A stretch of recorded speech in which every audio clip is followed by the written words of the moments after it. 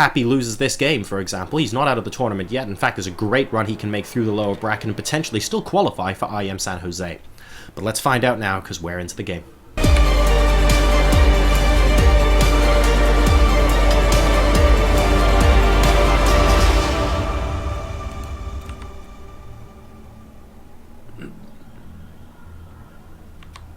Welcome to Foxtrot Labs, ladies and gentlemen, and spawning in the top right-hand position as the red Terran player, currently teamless, an extremely strong Terran, but very much under the thumb in game number 1. How is he going to fight back and return this series to parity? It's Happy. His opponent playing for Millennium in the bottom left-hand position as the blue Zerg player, one half of the Spanish Armada, and he's been showing us, at least in that game number 1, why his results in 2014 speak for themselves. It's VortiX.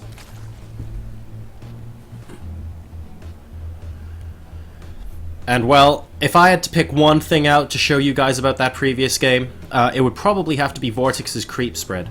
And that reminds me of, oh, I'll tell you what, if anyone in chat remembers, get ready for this, GSL Belshire Beach. It was a ZVT, the Terran was Bomber, I think. I forget who the Zerg was, but there was basically creep on the entire map. This is the summer version, I think, of Belshire Beach, where the creep spread was actually going into the natural expansion. That was like the most epic creep spread. Was it even Scarlet? Was that an MLG? You know what? I don't even remember. I just remember the screenshot of the mini map from that game, and VortiX. VortiX came pretty close, in my opinion, to doing that in game number 1. Apologies, you're about to watch me drinking coffee. That's because I wasn't expecting the game to be paused, so here we go. I would make apologies, but that might involve, you know, still attempting to wake up, so don't even worry about it. But seriously, that creep spread in that last game, the 4th base of Happy, completely destroyed. It was just great. And that's off the back of, as well, being denied scouting for so much of the early game there. Happy, with his trigger-happy Vikings, killed off, or at the very least chased off, every single Overlord that was on his half of the map. So VortiX had no scouting information right up until something like the 12-13 minute mark of the game. I think that's really, really important to stress here, because, frankly, he just did a really, really good job of it. And VortiX stayed calm. He didn't go, well, I've got no scouting information, I better just keep attacking you so I can find out what army composition you have. No, he continued taking bases, was on the lookout for drops, and admittedly in that game we didn't really see any coming out from Happy.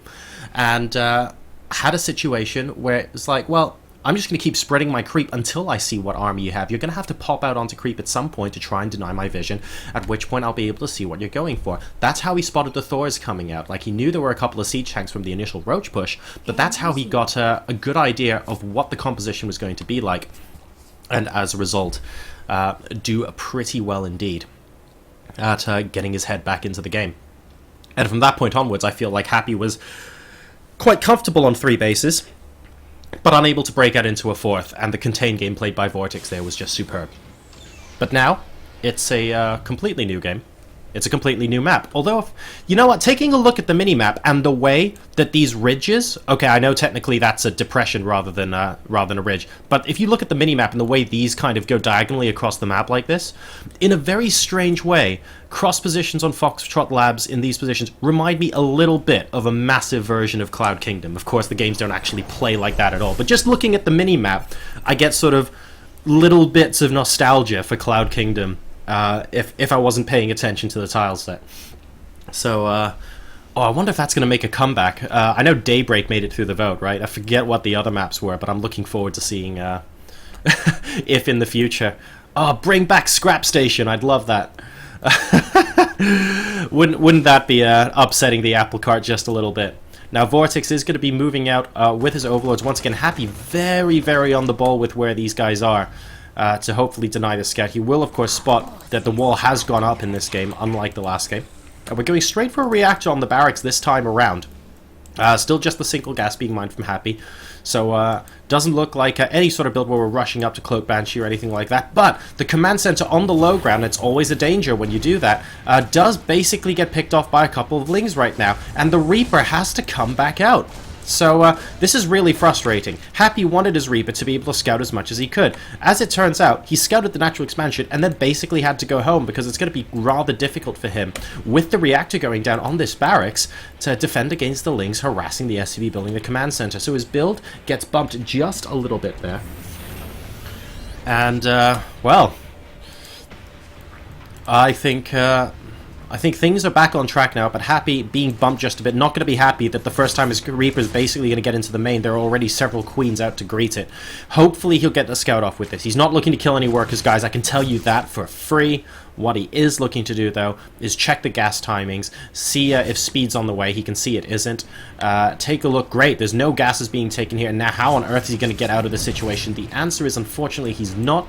And that's what happens when your Reaper Scout is just a little bit late. There are enough Queens out there that it becomes very, very difficult for you to get into that lovely little position where you can just hop off the ledge and get back home.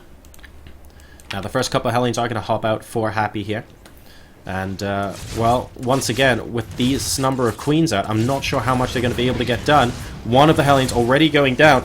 Alright, he's killed off a worker, but one Hellion is not going to kill a ridiculous number at any point soon. He's moving into the main base now for a second scout. He's going to be able to see the gases that they still haven't been taken. That's because the third base is going down now for VortiX as well. So perhaps delaying that command center has inspired enough confidence that VortiX believes he can get away with just grabbing this third. And to be honest, I think he's probably just completely right on that.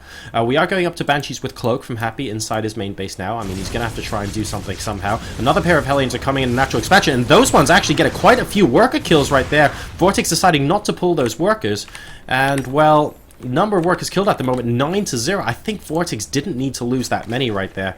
But I think the follow-up Banshee's kind of going to determine, especially the response here.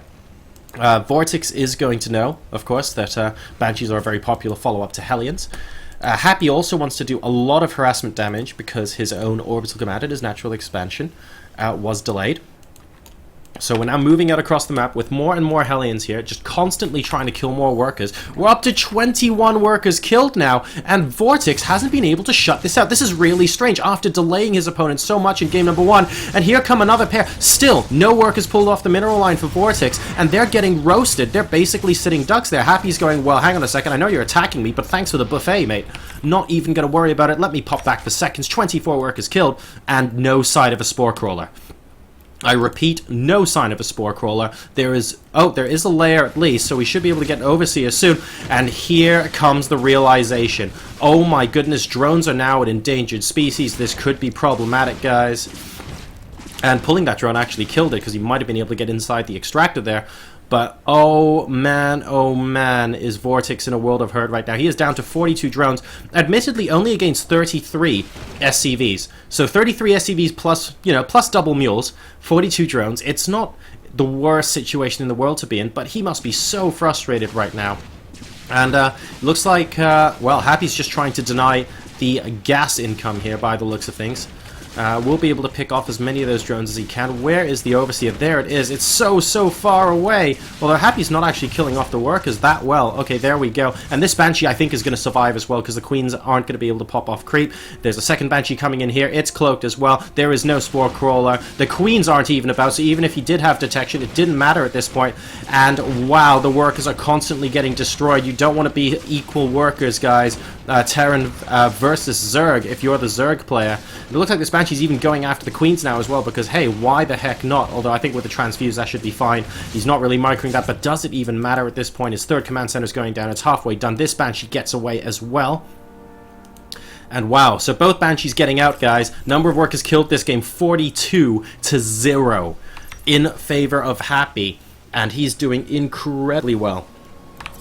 Let's take a quick look at the work supply. It's 49-38 in favor of VortiX. So VortiX, throughout that entire engagement, guys, he was doing nothing but creating drones. And he's doing that because he knows his opponent has to constantly make more army units, just invest more resources into trying to get this killed off.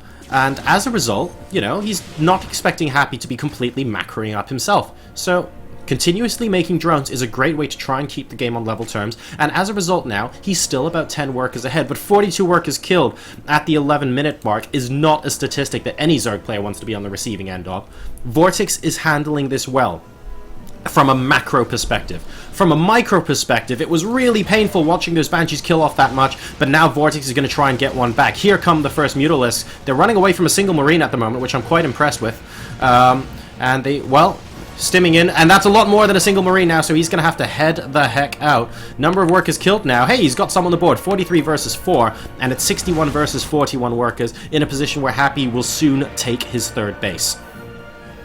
So Happy definitely wants to take that sooner rather than later. He's done a lot of damage to VortiX, but don't forget, aside from those initial worker kills, and I say aside from because VortiX was continuously producing drones, there's not going to be too much that he can do.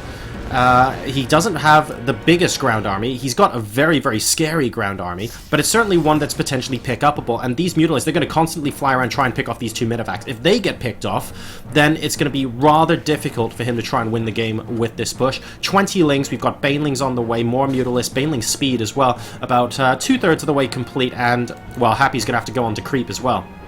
So the odds are not stacked against VortiX. Ooh, almost getting a shot off on the Medivacs. Really good reactions there from Happy, able to pull it back. And we're moving into the third base location. And, well, Happy knows the fight's about to begin. So does VortiX. And here we go. The Baneling just coming in pre-speed. And both siege tanks go down. If both siege tanks and both Medivacs go down here, that could be a massive, massive win for VortiX. He doesn't feel he needs to right now, though. Baneling speed's about to complete and 24 more Lings are coming out. 68 to 47 workers. And I feel like this third base, not being saturated here, is actually allowing VortiX comfortably back into the game, to be honest, after that initial harassment doing so much damage from Happy. I'm no longer convinced that Happy is ahead. He was doing a really good job, and I'd say he was somewhat ahead after those worker kills. But I feel like he could have maybe used that opportunity to take his third base a bit sooner, because now we've got VortiX. He's basically got map control with the Mutas. Yes, Happy has an army, but he doesn't want to move too far out with it. The siege tanks are dead. The Mutalisks control the skies. We've got plus two melee attacks about to finish, and yes, we've got 2/2 on the way for our Terran player, but they're only about halfway done right now. VortiX is currently dictating the tempo of this game, is what I would say. And Happy is moving into a similar setup to what we saw last game.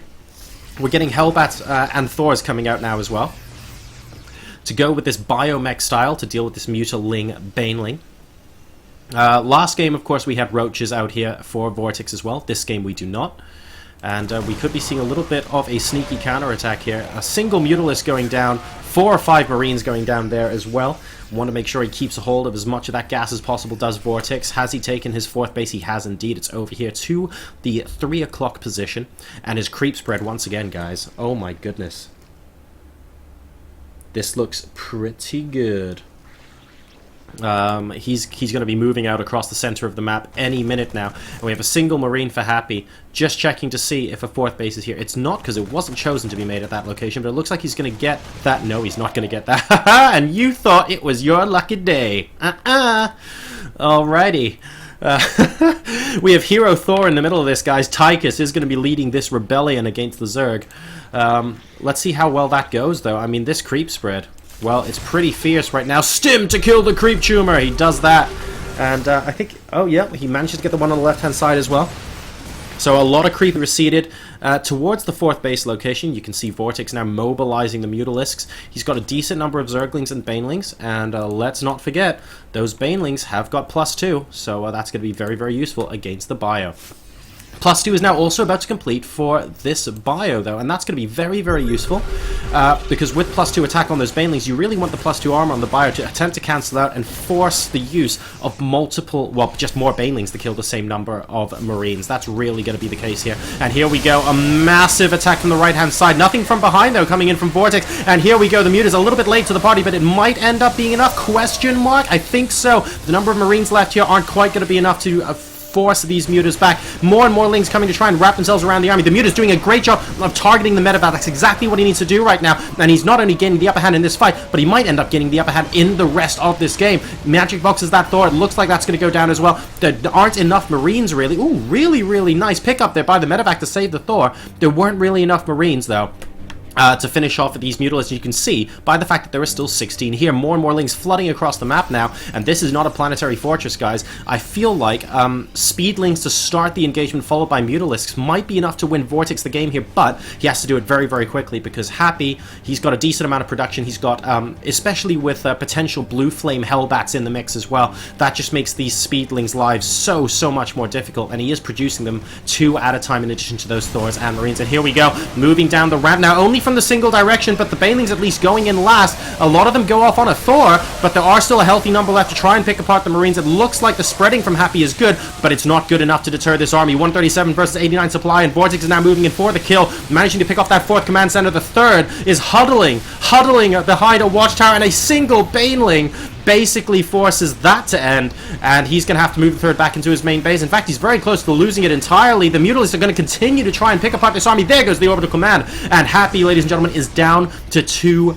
bases, and that supply depot, well, that's going down as well. This is a fantastic engagement for VortiX. He's taken a huge lead in this game. He's 50 supply ahead now. He's taken his 5th base over here in the 2 o'clock position as well, and Happy, well, he's clearing creep, but you know what? Clearing creep does not damage make. So he has really got his hands tied behind his back right now, and the problem mainly, once again, is income. Look at that income for the Terran versus the Zerg player. Happy plays so solidly. I don't think anyone would disagree that Happy's composition has been pretty good. You know, you bio against Mutaling Baneling, what's an improvement on that? If I've got some Thors to help deal with the Mutas, I've got some Hellbats to help deal with the Zerglings on the ground, that sounds like a nice improvement to make. No one can really fault his thinking when it comes to the composition here. But VortiX, the macro behind this, has just been insane. He's been constantly taking bases. He's been defending basically against everything other than the odd scan to kill out creep spread, which I'm sure VortiX is fine with. And when he's been doing his aggression, he's been thinking about which units to send in first, and he's been doing a great job in those engagements specifically because of that. He sent the Banelings in second in that last engagement to make sure they didn't all get picked off by the splash damage straight away. And despite good splitting, I have to say, from Happy there, it just wasn't enough at the end of the day because the Mutas ended up being uncontested. So just very solid stuff. Now, what can Happy do from here? He has got +3 attack, and he will have +3 armor on the way very shortly. 3/3 bio is not to be scoffed at. The amount of DPS he's going to have in his army is insane. But he needs to do something very quickly with the DPS in his army, and he needs to do something other than defend his 3rd base. That's really the key to this game for Happy right now. If there's any chance at all for him to get back in this game, he needs to start dropping, he needs to start being aggressive, he needs to force the army getting split from VortiX. Is it too late, though, given the number of Mutalisks on the field? I don't know. We're looking at 22 Mutalisks right now, and that's pretty substantial, to be perfectly honest. He's also going up to a greater spire. But Happy's issue is basically that he's just defending. And VortiX, he's playing like a proper Zerg. It's like, well, if you're just defending, I'm going to go ahead and take a base, and take a base, and take a base, and take a... Oh, look, you have an army? That's great. So do I. And it's about 3 times the size. That's kind of what he's doing right now. On paper, Happy's army is actually bigger right now. But I tell you what, if you look at those resources on the bottom of your screen there, he is not going to be able to remax that army. VortiX will trade his army supply for Happy's army supply 7 days a week right now. That's not even a concern. The Muta's going and trying to pick apart a couple more SCVs. Note, by the way, Happy has still killed more workers this game than VortiX has. 243 units as well. That's what happens when Zerglings are one of your units. And, well, he's trying to clear creep spread, but notice how every time he scans to kill creep spread, it tends to be around the same spot. And that's because VortiX is constantly just re-creeping every single bit of creep that Happy is trying to defend against. And the problem is he's sitting at his 3rd.